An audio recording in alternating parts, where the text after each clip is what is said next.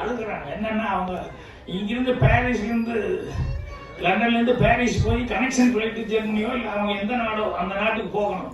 So ஒரு connection flight விட்டுட்டோம் அப்படின்னு சொன்னால் 2 நாள் 3 நாள் அவஸ்தைக்குள்ளாயிடுவாங்க. ரொம்ப சிரமம். அவங்க ரொம்ப கெஞ்சுறாங்க ஏதோ முக்கியமான வேலைன்னு.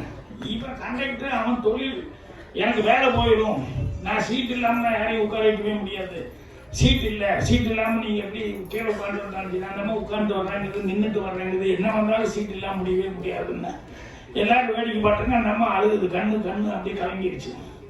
ஈவன் டிரைவர் ஐம் சாரியே சொல்லிட்டு இருக்கான்.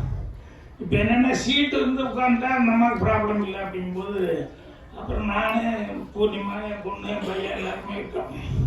என் பொண்ணு அம்முடு வந்து என் பக்கத்து சீட்டு உட்காந்துருந்தேன். அப்புறம் நான் சொன்ன கண்டக்டர் சீட்டு உட்காந்துட்டா ஒன்றும் ப்ராப்ளம் இல்லையா, சரி நோ சீட் அப்படின்னாரு. அப்புறம் நான் சொன்னேன் இல்லை என் பொண்ணை நான் மடியில் உட்கார வச்சுக்கிறேன், அந்த சீட்டில் அவங்க உட்காருன்னு. அவன் சரி 4 hours ட்ராவல் அப்படின்னா குழந்தை பெரிய குழந்தை 7 வயசு 8 வயசு என் பொண்ணு தானே என் மடியில் உட்காந்து எனக்கு நிறைய கஷ்டம், அதனால் பரவாயில்ல நான் உட்கார வச்சுட்டு வரேன், அவங்களுக்கு சீட்டு கொடுத்துட்றேன், அவங்களை உட்கார வைக்க. இப்போ அவன் வந்து சீட்டு கொடுத்துட்டான், ஒன்று சீட்டு ஓகேன்னு உட்கார வச்சுட்டான். இப்போ எல்லோரும் பஸ்ஸில் பார்த்துட்டுருக்கான். அதில் ஒரு அம்மா லேடி என்ன அப்படியே பார்த்துட்டே இருந்தது.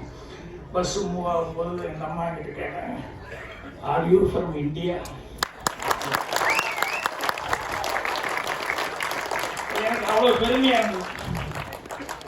இன்னும் ஒன்றும் இல்லை, சிம்பிளாக ஒரு சீட்டு கொடுத்தது தான்.